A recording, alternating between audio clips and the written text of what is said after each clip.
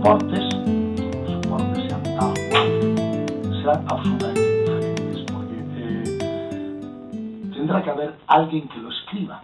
Es muy gracioso cuando dicen, no, es que ya no escribirás, Javier, para el papel, escribirás para el iPad. Y me da igual, de todas maneras, hace ya bastantes décadas que trabajo en una pantalla. O sea, yo escribo en una pantalla desde hace 30, 35 años, o sea, la pantalla será igual.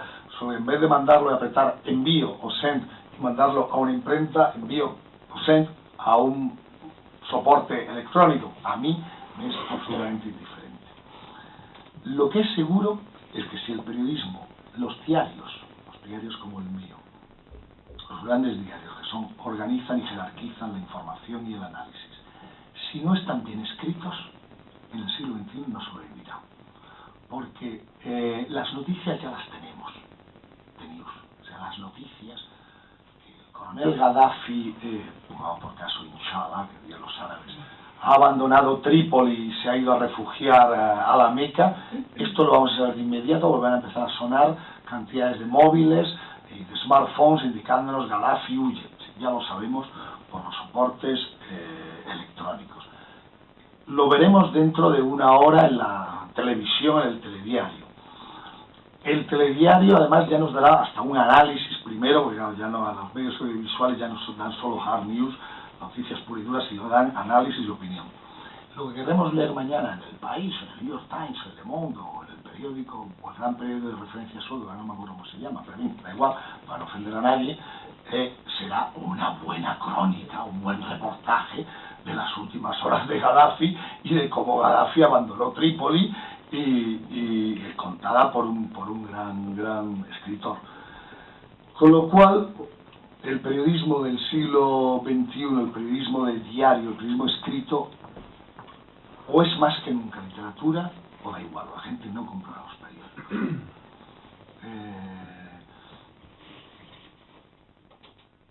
Porque ¿para qué compramos periódicos hoy en día si no es para leer, por el placer de leer?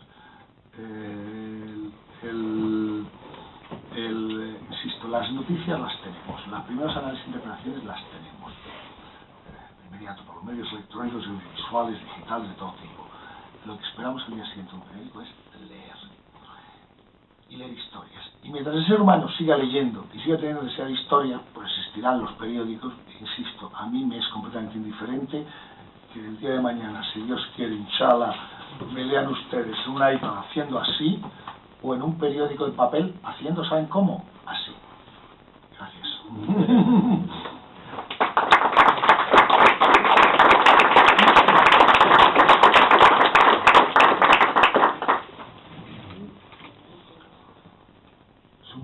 Supongo por la cara que pone Joan que quieren las redes sociales, ¿no? La cara de las redes sociales.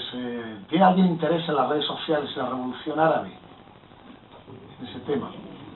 Es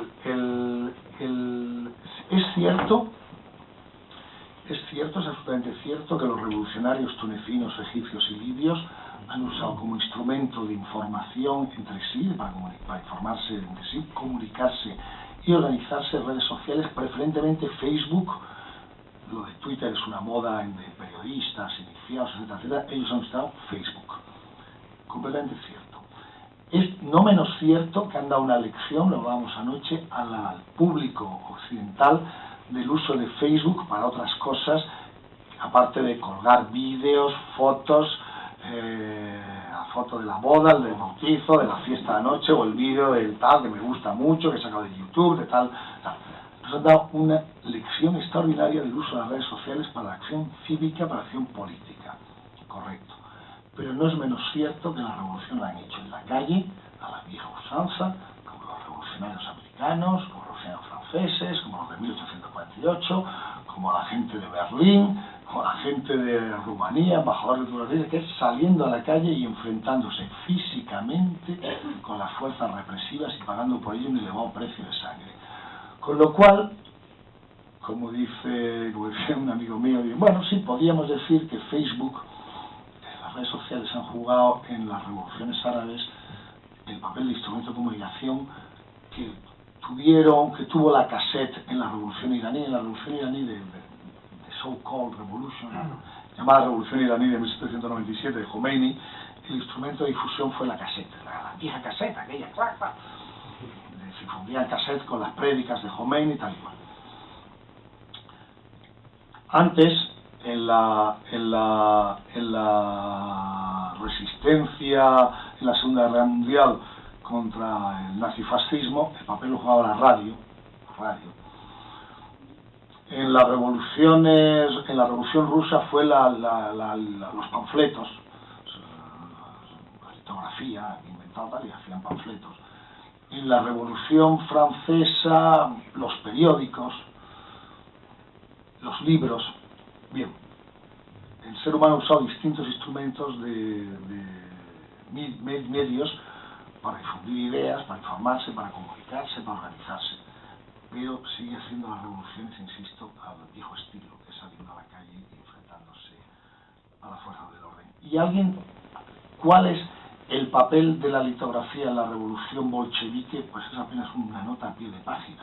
Todavía estoy yo por ver un autor, o sea, que haya hecho una gran obra sobre eso, algún especialista, ¿no? Pero en fin, creo que estamos sobredimensionando excesivamente el tema de los medios, en este caso, en estas revoluciones árabes. Y dicho lo cual, hay otro medio de comunicación que ha jugado un papel aún si cabe más importante en la revolución árabe, que se llama la televisión, Al Jazeera, porque las redes sociales, Facebook, tenían unos usuarios, unos 100.000 usuarios en Egipto, usuarios prácticos, mientras que Al Jazeera, la televisión por satélite en árabe, la veían en Egipto varios millones, 10, 15, 20 millones de personas, porque todo el mundo árabe, saben ustedes, desde hace mucho tiempo en todos los países, los bidonville más pobres de Casablanca y antenas parabólicas como champiñones conectadas a las televisiones por satélite, piratamente por cierto, y básicamente Al Jazeera. Al Jazeera ha sido la que ha creado el sentimiento de una nueva umma árabe, desde Casablanca a Bagdad, pluralista. La administración Bush reprochaba a Al Jazeera, ¿qué sabe Bin Laden? Sí, bueno, sí, me salen demócratas, socialistas, liberales, nacionalistas, naseristas. Hay un extraordinario pluralismo informativo y analítico en Al Jazeera, y Al Jazeera ha sido muy crítica con todos y cada uno de los regímenes donde se ve, Marruecos, Argelia, Túnez, Libia, Egipto, excepto uno, que es Qatar, que es donde se emite, cuyo emir paga la fiesta y donde evidentemente Al Jazeera no dice ninguno. Yo diría que Al Jazeera juega un papel más importante que Facebook, que el segundo elemento importante ha sido Facebook y no Twitter. Hay una cierta tendencia, ahora está muy de moda el tuiteo, ¿no? Saben ustedes que un periodista se llama español, Pedro J. Ramírez, un director del Mundo, que acaba de descubrir Twitter y que cuelga como 180 tweets diarios. Es alucinante, el tío no para, ¿no? Pero bueno, sí, bien, pero esto lo vemos nosotros, los periodistas, en fin, Facebook fue importante. Y el papel escrito, entonces me digo, bueno, ¿y el papel escrito por qué? La prensa escrita, la que yo trabajo, la prensa escrita, ¿por qué no jugó por qué no desempeñó ningún papel en las revoluciones árabes? Claro, por sencilla razón de que toda la prensa escrita en todos los países está controlada por los regímenes. No hay un solo periódico, por eso hace las revoluciones precisamente, no hay un solo periódico libre, independiente, crítico con los poderes en la Siria de Bashar al-Assad. Entonces claro, los periódicos tradicionales no pueden jugar papel.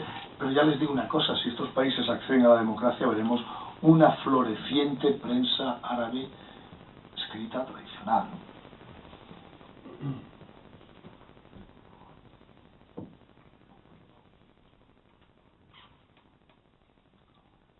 Yo tengo una pregunta.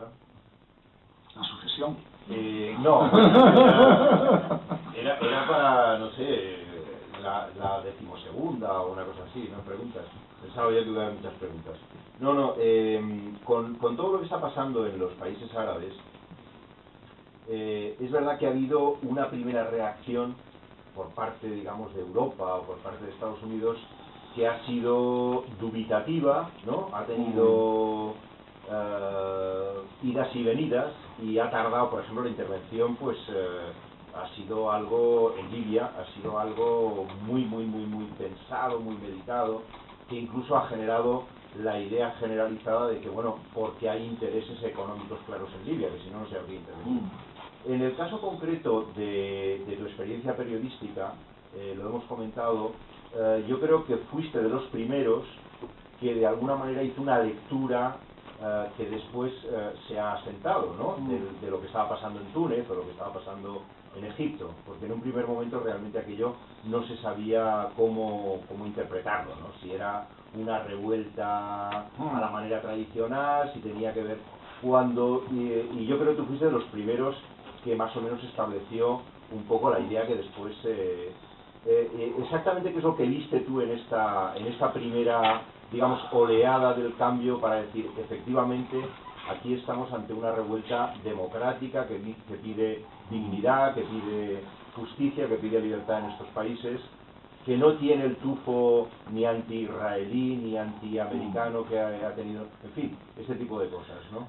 Pues mira, para ustedes no me conocen, yo tengo publicados varios libros sobre el mundo árabe musulmán y 3 de ellos están consagrados al islamismo, al yihadismo, o sea, al fundamentalismo. Claro, aquello valía cuando valía. En los años 70, 80, parte de los 90, uno viajaba al mundo árabe musulmán y constataba que había un ascenso del islamismo. Entendiendo por el islamismo una lectura política bastante torticera desde el punto de vista ortodoxo, una lectura política heterodoxa del Islam, para usar el Islam como instrumento de acción política, ¿no? Es la de los islamistas. Bien, los hermanos musulmanes de Egipto, el Hamas palestino, el Hezbollah libanés, el FIS argelino, etc. Claro, que esto en los 70 y 80 y parte de los 90 era verdad. Pero claro, el tema es que los occidentales somos unos perezosos del copón. Bueno, ya digo, nuestros gobernantes, diplomáticos, analistas, pandits, tertulianos, son periodistas, y no estamos en los 90, estamos en el año 2011, 2011. Ha ocurrido toda la década, primera década del siglo XXI. Toda la primera década del siglo XXI, cualquier observador que fuera al mundo árabe musulmán veía la emergencia de una serie de fenómenos. En primer lugar, la juventud. El boom demográfico, yo hablaba antes de los periodistas de la Baby Boom Generation, o sea, supongo en Suecia sería lo mismo, o sea, en los años 50, después de la Segunda Guerra Mundial, 45, 50, los 50, primeros 60, en el occidente hay una baby boom, un boom demográfico, nacen muchos hijos, esto es así, y de hecho son los problemas, por eso hablamos de las pensiones, el futuro de las pensiones, esto pasa en Estados Unidos, en Francia, no sé, en Suecia, pero supongo que están viendo. Bien, aquí vemos bastante hijos de la Baby Boom Generation. Bien, esto llega al mundo árabe y musulmán en los 90 y en la primera década del siglo XX. Entonces, ¿qué ocurre? Que tú ves a esos países y dices, bueno, carajo, pues aquí son todos niños o adolescentes. Y hoy, 2 tercios de los habitantes de todos y cada uno de los países árabes tienen menos de 30 años. Hecho capital. Bien. Segundo elemento, esta juventud tiene ciertos estudios, porque sus regímenes autocráticos o dictatoriales algo de estudios les han dado. Primarios, secundarios, en bastantes casos universitarios, y con bastantes mujeres, en contra de los topios, bastantes mujeres estudiando en muchas universitarias en Egipto. De hecho, hoy más de la mitad de los universitarios en Egipto son mujeres. ¡Sorpresa! ¡Ay, gran sorpresa! ¡Ah! Sí, mujeres. Bueno, esta juventud tiene estudios. Bien. En tercer lugar, tiene acceso al mundo. De las televisiones occidentales, de Al Jazeera, por los canales, el canal de posatelites en todo el mundo árabe, hasta en el sitio más pobre, de verdad. Muchos de ustedes han viajado y dijeron, vean que hay ahí una parabólica. Entonces tienen información. Han visto CNN, BBC, Televisión Española, Televisión Francesa, Al Jazeera, saben cómo va el mundo, saben que sus colegas jóvenes en Europa pues pueden moverse libremente, pueden amar libremente, pueden vestirse libremente, pueden despotricar del gobierno sin que los detengan y los torturen. Y luego han tenido, que ha sido la única aportación europea, me decía una amiga revolucionaria egipcia, ¿sabe usted cuál es la única aportación europea a la revolución árabe? La telefonía móvil. nuestros países, en los años, a los finales de los 90 y toda la primera década del siglo XXI, les hemos dicho a los regímenes árabes: tenéis que liberar la telefonía, para que nuestras empresas hicieran business allí, está claro, ¿no? Orange, Vodafone, Telefónica, Movistar, no sé cómo se llama la empresa sueca, me explico también. Le hemos dicho a los marroquíes, argelinos, libios, tunecinos, egipcios, sirios, tenéis que liberar. Y al liberar, ¿no? Pues era la doctrina del Fondo Monetario Internacional: liberalización, privatización, hacer la reforma económica y luego la democracia ya vendrá o no vendrá, que nos da igual. Al Fondo Monetario Internacional le da igual que venga la democracia, no, bueno. Entonces, se ha liberalizado. Bien. Entonces, yo ya iba en los primeros años 2000 a Marruecos y pues todo el mundo va con móviles. Todo el mundo. Cuando digo todo el mundo, digo el chaval de 14 años de un suburbio pobre con un móvil porque se lo daba Movistar. La compañía española le decía: colega, si tú te haces un plan por 4 euros mensuales, te regalo este Nokia. Entonces nuestra aportación, la única aportación europea a la revolución árabe ha sido que todos los chavales y chavalas árabes están conectados desde hace ya 10 años con móviles entre sí, móviles SMS, porque hacemos planes muy baratos y les regalamos los cacharros, como pasó en España. No sé, en Suecia o en España pasó que las compañías móviles te regalaban tal Nokia, tal, y aquí también, ¿no? Y me haces un plan, hoy no hace falta ni siquiera te hagas un plan, pues tener la tarjeta esta de prepago, prepaid, ¿no? Y entonces todo el mundo la tiene. Bien. En una segunda oleada les han llegado lo mismo con los smartphones. Hace ya 2 o 3 años que las compañías europeas, que son estas, Orange, Vodafone y tal, han ido a los mercados egipcios y han dicho: che, olvídate este móvil vieja generación, Nokia que tienes, y ahora vas a pillar esta BlackBerry, este iPhone, etcétera, etcétera, este Windows Phone y tal, que además te da acceso a Facebook, a Internet y todo esto. Entonces, juventud, con estudios universitarios, con acceso a las televisiones internacionales y con acceso a Internet en sus propios países, gracias a nuestras compañías móviles, primer cambio sustancial que no se registra en los cenutrios de Bruselas, de nuestros gobiernos, de tal, no. Ahora veremos. Segundo cambio, esta juventud contrasta, dice, es muy vitalista, es muy vitalista, y entonces quiere libertades, básicamente libertades básicas, poder expresarse sin que te detengan y torturen, poder darle un beso al novio o novia sin que se haya un escándalo, etcétera, etcétera, poder viajar y volver, y se enfrentan con regímenes que todos tienen en común, que son autocracias, y además en muchos casos con gobernantes que llevan 30, 40 años o 50 años al poder, corruptas a más no poder. Eso lo ven en todas estas ayudas, todo esto de las ayudas europeas, las privatizaciones, la liberalización del Fondo Monetario Internacional, no se ha traducido en la creación de una clase media mínimamente decente, sino básicamente en el latrocinio de los Ben Ali y compañía, o Mubarak y compañía, o Afgan Gaddafi, o sea, corrupción tremenda y un trato indigno. En todas las revoluciones la palabra que más sale es dignidad. Los chavales y las chavalas te piden dignidad, porque, o sea, dignidad es que un policía no te pegue una bofetada porque vayas a pedirle la hora o una dirección, dónde está la calle tal, y los policías de estos países te dan una bofetada y te tiran al suelo.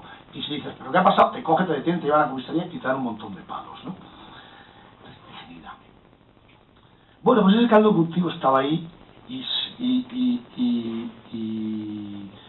en el último libro, el libro de Tánger al Nilo, es una recopilación de reportajes. Yo hago un prólogo para la ocasión, antes que empiece lo de Túnez y Egipto, y hablo de esto. Digo, juventud con estas características, educada, informada, sedienta de libertad, contrastando con regímenes autocráticos, cleptocráticos.